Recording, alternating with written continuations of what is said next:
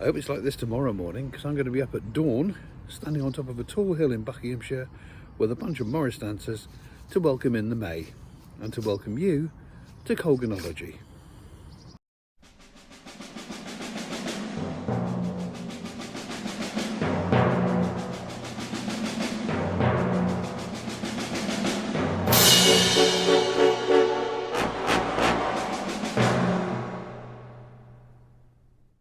Hello there. It's not quite 5:30 in the morning, and I'm heading to one of the highest points in Buckinghamshire called Coombe Hill to welcome in the dawn, welcome in the sun, and to welcome in the May. So happy May Day, and if you are of a pagan persuasion, bright blessings to you on what is today Beltane. So here comes the sun. Have you ever done that thing where you press the record button on your phone and then you get a lovely bit of footage of some Morris dancers on top of a hill welcoming in the dawn on May Day, and then afterwards you look at your film and you realise that you hadn't actually pressed record, and in fact you only pressed record at the very end of the dance, and all you've actually got on your memory card is some views of the ground and the inside of your pocket and some inane whistling. Yep, that's what happened. So no footage, I'm afraid, from this year. But here's a little bit of the Morris dancers from last year. Same Morris troupe, same day, but last year too.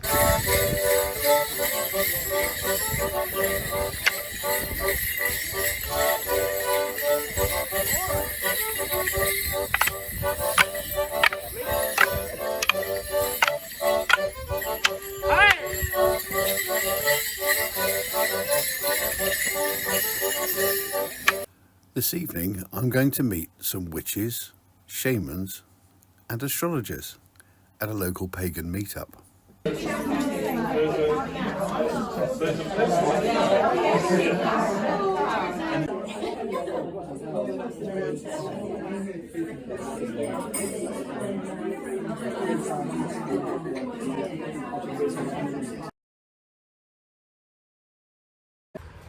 And now I'm on a trip into London for two very special things.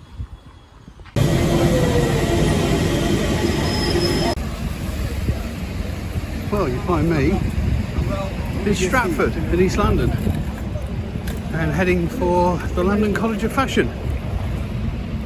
And if you're wondering why someone like me would want to go anywhere to do with fashion, bear with me. Now you might just recognise this item. That's the sculpture, now a helter-skelter, created by the sculptor Anish Kapoor for the London 2012 Olympics, because I am right now smack bang in the middle of the Olympic Park. And you've got nice views looking down onto the river here. Got Sellers Wells company there. And West Ham United over there, the stadium.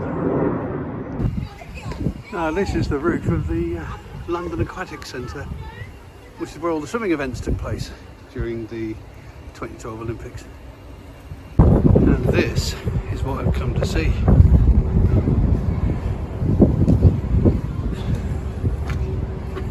Making More Mischief.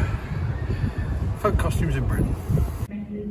So let's go on a slow walk around Bridport Hat Festival and the Jack in the Green costumes, which are amazing, aren't they? Look at these. The detail. Absolutely beautiful. Nice to see Boss Morris represented over there. Probably the Morris dancing team has done more to reinvigorate the old ways than anyone else. Last week it was announced there were more women Morris dancers than men in the UK, which is extraordinary considering that they were only voted in to be allowed to take part just a few years ago. Here we've got the Carnival Morris, we've got the English Folk Dance and Song Society being represented. Some stuff here from the Para Carnival. Hiding around the corner here is some lovely stuff, because here is the Dorset Usa, who is a wonderful thing. I think this one's called the Darkest Usa. It's a reproduction of the original one that got lost a long time ago. Well, here's me and the Usa, the Dorset Usa. Extraordinary, isn't he?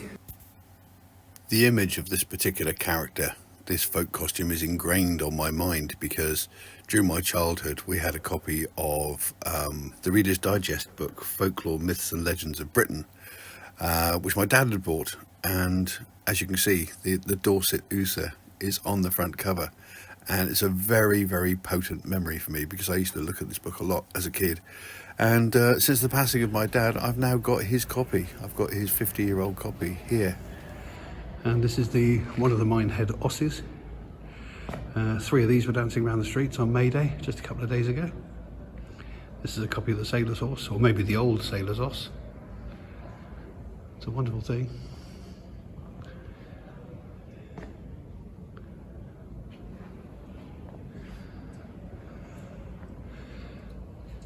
The Hackney Carnival. This is just one room. It's a marvellous exhibition.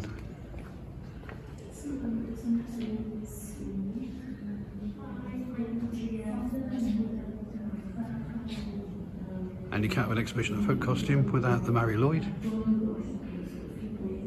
and representatives of the service, the Hackney Clown Service, and some of the painted eggs, some of the actual painted eggs. As you may or may not know, every single clown registers their unique look by painting it onto an egg.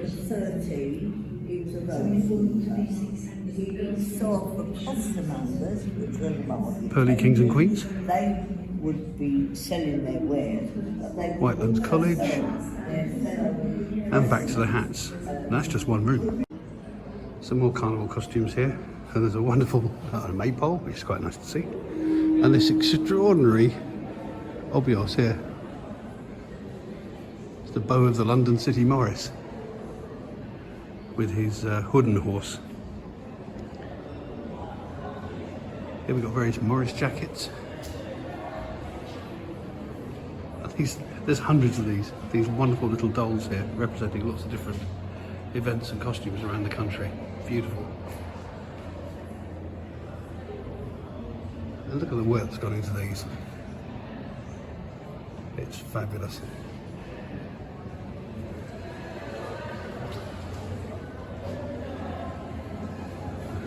This is the Marshfield Mummers costume, which is all covered in bits of newspaper. It's just a jacket. Probably have to put it in a case to fall to bits otherwise. I mean, look at these. Aren't these marvellous?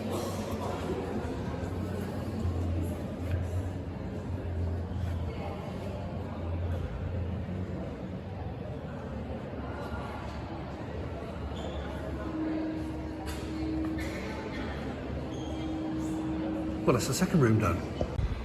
Well, that was marvellous. I thoroughly enjoyed walking around looking at all of those things for probably an hour, walking around looking at everything, reading everything. Beautifully made costumes. Real passion has gone into that sort of work.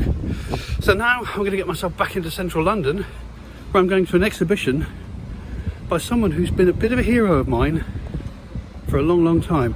I'm going to give you some clue. I've got a book that he illustrated in my pocket that I've had for 48 years. I'm hoping he'll sign it. More on that in a second. This station's freaking huge. Absolutely massive. Loads of different lines all crossing over each other. Look up Stratford on the map. It's massive.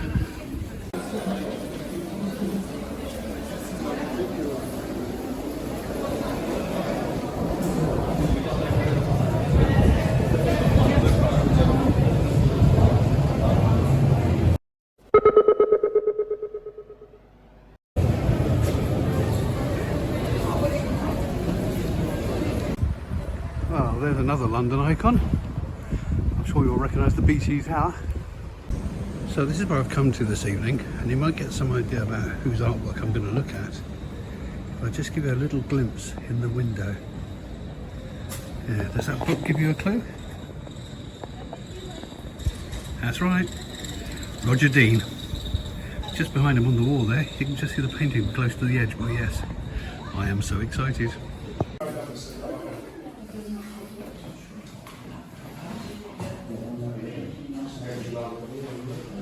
It's marvellous to see the actual paintings. It really is glorious. Absolutely glorious.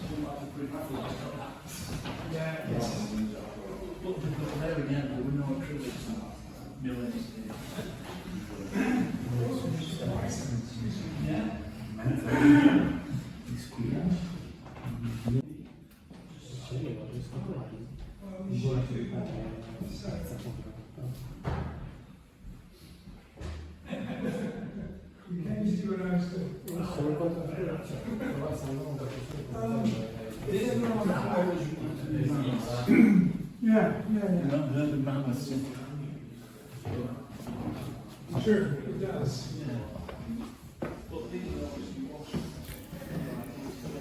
Way back in 1976, I took on a second job working at a petrol station so that I could earn enough money to buy a moped so that I could ride the 12-15 miles from my hometown of Helston over to Falmouth, where they had a decent bookshop. And there I bought my copy of Views by Roger Dean. It's the one you can see in this photograph. It's taken me 48 years to actually get him to sign it, but I got him to sign it. What an absolute joy. And I also bought myself a nice signed print as well. So now I'm heading home after what has been a pretty exceptional week. So I'll see you in the next video. Toodle pip.